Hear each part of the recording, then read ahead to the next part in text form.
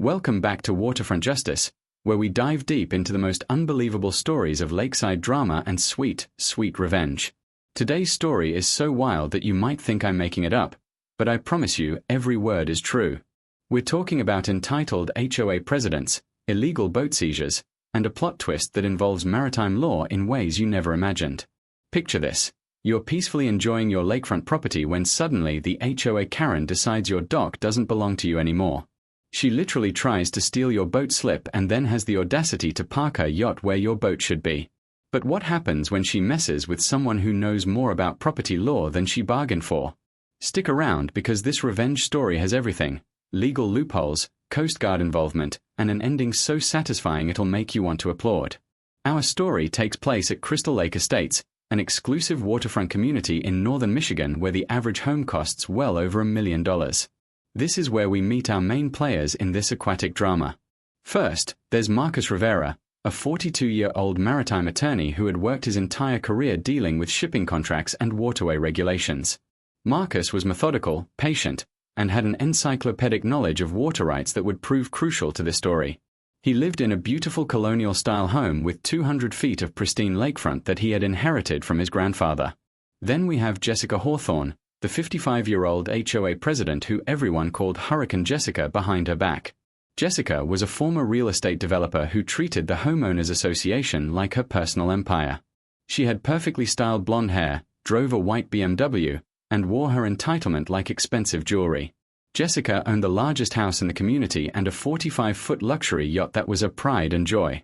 Supporting this drama was Richard Blackwood, Jessica's husband and the HOA treasurer, who enabled her every scheme.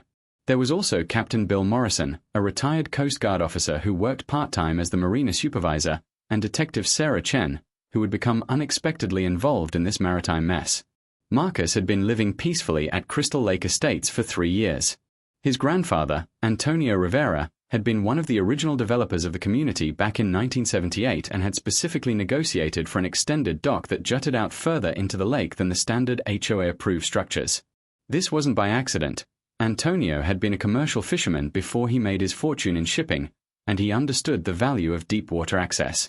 The extended dock was a thing of beauty, built with premium materials and designed to accommodate larger vessels.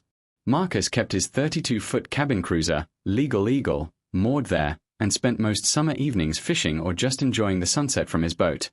The trouble began when Jessica decided that Marcus's dock was aesthetically inconsistent with the community standards.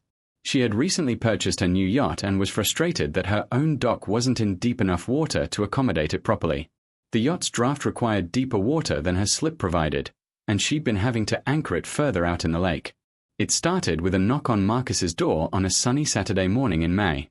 Jessica stood there with her clipboard, wearing white capri pants and a navy blazer, looking every inch the self-important HOA official. "Mr. Rivera, we need to discuss your dock situation," she announced without preamble. Marcus, who had been enjoying his morning coffee on the deck, invited her in out of politeness. "What seems to be the problem, Jessica?" "Your dock extends 15 feet beyond the regulated distance from shore. According to the current HOA guidelines, no dock can extend more than 30 feet from the shoreline. Yours is clearly 45 feet. Marcus frowned. "Jessica, my grandfather built this dock when he helped develop this community. It was specifically approved by the original planning committee." Jessica waved dismissively.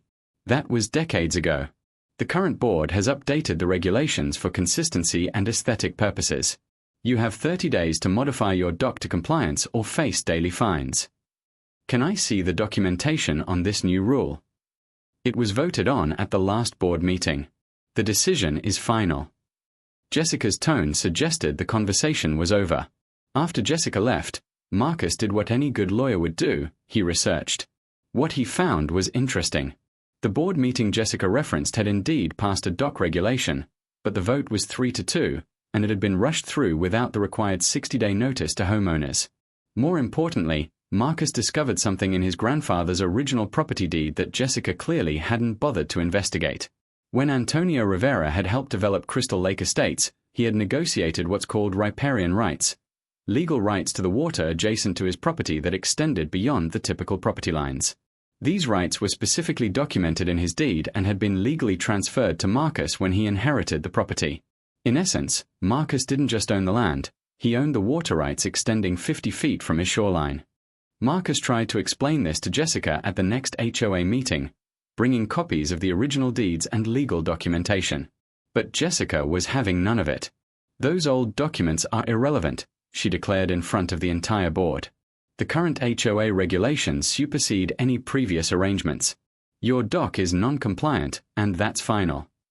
"Jessica, with all due respect, HOA regulations cannot override legally deeded water rights. What you're proposing would be theft of my property." "Don't lecture me about property law, Mr. Rivera. I've been in real estate longer than you've been practicing whatever type of law you do." That comment stung because Jessica clearly had no idea that Marcus specialized in maritime law. But Marcus decided to give her one more chance to be reasonable. "Look, let's compromise. I'll have my dock inspected by a marine engineer to ensure it meets all safety standards, and I'll provide the legal documentation of my water rights to the HOA board for review." Jessica's response was swift and vindictive. "Mr. Rivera, you have 2 weeks to bring your dock into compliance. After that, the HOA will take enforcement action." Marcus left that meeting knowing that Jessica had no intention of being reasonable. But he also knew something she didn't. In maritime law, there are very specific protections for legal dock owners, and very serious consequences for interfering with legal marine access. The situation escalated quickly. The next week, Marcus came home from work to find a crew dismantling the end section of his dock. When he confronted the foreman, the man showed him a work order signed by Jessica Hawthorne, authorizing the modification of the non-compliant structure. "Stop!" Marcus commanded. "You're destroying private property. I'm calling the police." The foreman looked uncertain. "Lady, we just follow the work orders." Marcus immediately called 911, and within 20 minutes, 2 police officers arrived. But when they got there, Jessica had appeared with Richard and a folder full of HOA documentation. "Officers, this gentleman is interfering with authorized community maintenance," Jessica explained smoothly. "The HOA has the right to modify non-compliant structures according to our community covenants." Marcus tried to explain about his water rights and the illegal dock modification, but the police officers looked confused.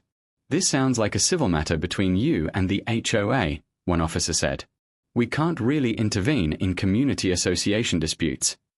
That evening, Marcus discovered that not only had they shortened his dock, but Jessica had somehow arranged for his boat slip to be reassigned. When he arrived at the marina the next morning, he found Jessica's massive yacht moored where his legal eagle had been anchored. "What the hell is this?" Marcus demanded when he found Jessica having breakfast on her yacht's deck.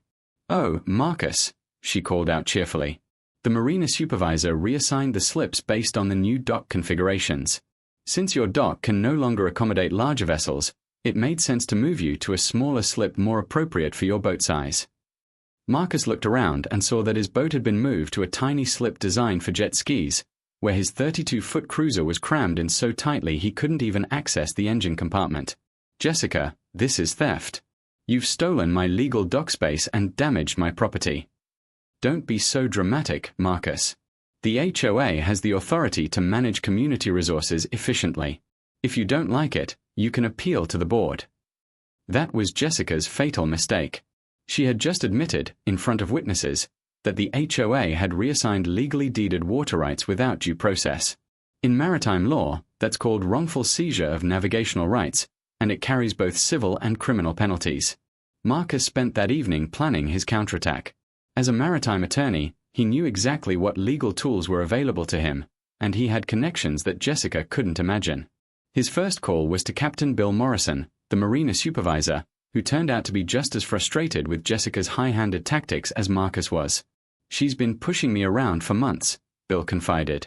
"She acts like she owns the entire lake. But I have to follow HOA directives or risk losing my job." "Bill, what if I told you that the HOA doesn't actually have the authority to reassign my dock space?" Bill's eyes lit up. "Are you serious?" Marcus explained about his grandfather's water rights and the legal implications of Jessica's actions. Bill, being a former Coast Guard officer, immediately understood the maritime law aspects that the local police had missed. "Marcus, if what you're saying is true, then what Jessica did wasn't just an HOA violation, it was maritime theft. The Coast Guard has jurisdiction over that kind of thing. That gave Marcus an idea. His next call was to Lieutenant Commander Rachel Torres at the Coast Guard station in Traverse City. Rachel had worked with Marcus on several shipping contract cases and knew his reputation for thorough legal work. "Rachel, I need your help with something unusual. Someone has illegally seized a legally deeded dock and moved a vessel from its proper berth without the owner's consent." "That sounds like maritime theft, Marcus. What are the details?" Marcus explained the situation, emphasizing the legal water rights and the unauthorized reassignment of dock space. Rachel was immediately interested. "Send me the documentation.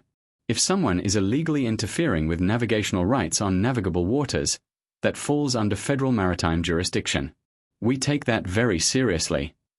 While Marcus was building his legal case, Jessica was busy celebrating her victory. She threw a party on her yacht, inviting all the board members and several neighbors to show off her new prime dock location. She even had the audacity to serve drinks on Marcus's former dock, claiming it was now community space. But Jessica's celebration was short-lived. The next morning, she woke up to find a Coast Guard cutter anchored near the marina and uniformed officers walking toward the dock. Lieutenant Commander Torres and two petty officers approached Jessica as she was having her morning coffee on the yacht's deck. Are you Jessica Hawthorne?" "Yes, I'm the HOA president here. Is there some problem?" "We're investigating a complaint of maritime theft and illegal interference with deeded water rights. We need to discuss the unauthorized reassignment of dock space and vessel relocation that occurred here last week." Jessica's confident smile faltered. "I don't understand. The HOA has the authority to manage community resources." Lieutenant Commander Torres consulted her clipboard. "According to our investigation, you ordered the modification of a legally deeded dock and forcibly relocated a vessel from its legal berth to an inadequate mooring. Under federal maritime law, that constitutes theft of navigational services." "This is ridiculous. I'm calling my lawyer." "That's your right. However, pending resolution of this investigation, we're issuing a cease and desist order requiring all vessels and dock modifications to be returned to their previous status." Jessica watched in horror as the Coast Guard officers began documenting the dock modifications and taking photographs of her yacht in Marcus's slip. Within 2 hours, she received an official order requiring her to move her yacht back to her original dock and restore Marcus's vessel to its proper berth. But the story was far from over. Marcus had been busy researching more than just his water rights. He had discovered that Jessica's yacht, the Queen Bee, had some interesting legal vulnerabilities of its own. It turned out that Jessica had been operating her yacht as an unlicensed charter service, taking friends and business associates on donation-based cruises around the lake. Technically, this made her vessel a commercial operation subject to commercial maritime regulations, inspections, and licensing requirements, none of which Jessica had bothered to obtain. Marcus's research had also revealed that Jessica's yacht was improperly documented. When she purchased it from a dealer in Florida, there had been a lien filing error that left the Coast Guard documentation incomplete. Essentially, Jessica was operating an undocumented vessel in federal waters, which is a serious maritime violation. Armed with this information, Marcus made his next move. He filed a formal complaint with the Coast Guard requesting a complete investigation of the Queen Bee and its operations. He also filed a civil lawsuit against Jessica and the HOA for wrongful seizure of his water rights, seeking both damages and injunctive relief. The investigation moved quickly. Within a week, Coast Guard inspectors arrived to examine Jessica's yacht. What they found was a comedy of errors: expired safety equipment, improper waste disposal systems, unpaid commercial vessel fees, and documentation irregularities that dated back to the boat's original purchase. The coup de grace came when investigators discovered that Jessica had been dumping grey water from her yacht's galley directly into Crystal Lake, violating federal clean water regulations. As a commercial operator, she was subject to much stricter environmental standards than recreational boaters. On a Thursday morning in late June, Marcus was enjoying his coffee when he saw the Coast Guard cutter approaching Jessica's dock again. This time, they weren't there for a friendly chat. Lieutenant Commander Torres served Jessica with a seizure warrant for the Queen Bee.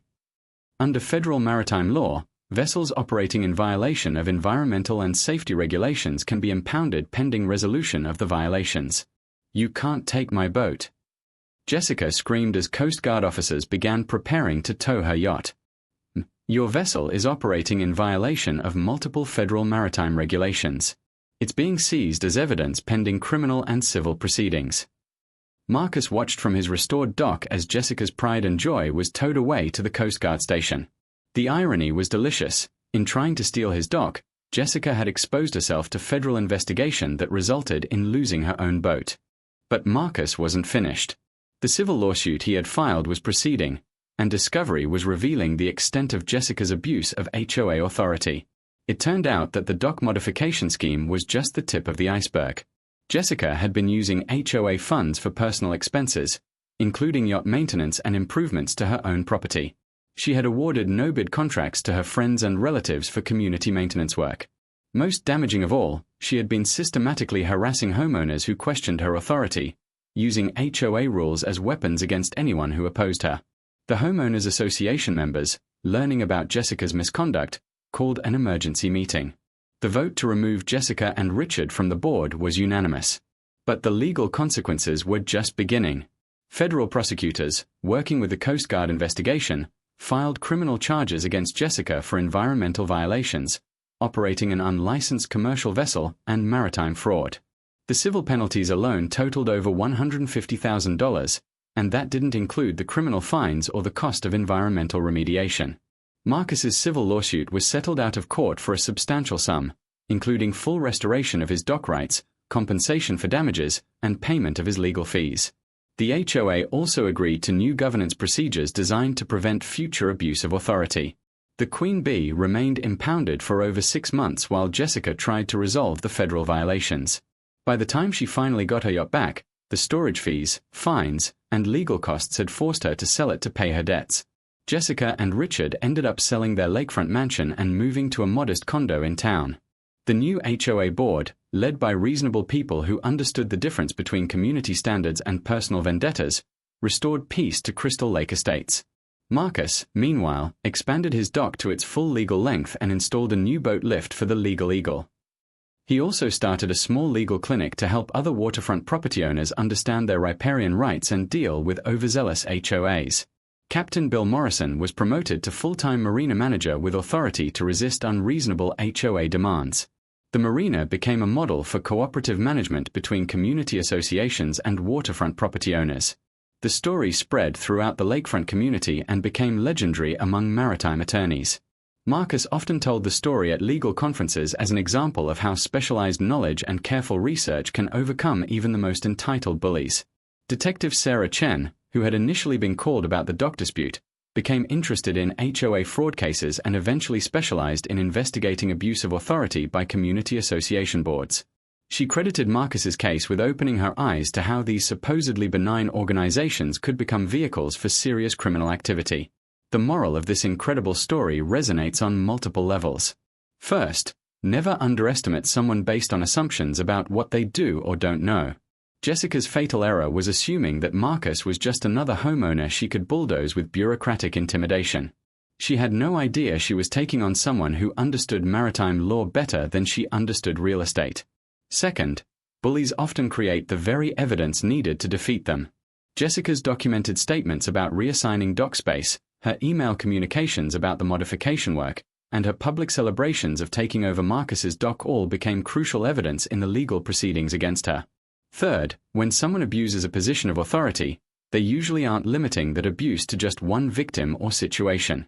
Jessica's dock theft was part of a pattern of misconduct that included financial irregularities, contract fraud, and systematic harassment. One thread, when pulled carefully, can unravel the entire web of corruption. Fourth, specialized knowledge is incredibly powerful when applied correctly. Marcus's expertise in maritime law gave him access to federal remedies and enforcement mechanisms that Jessica never saw coming.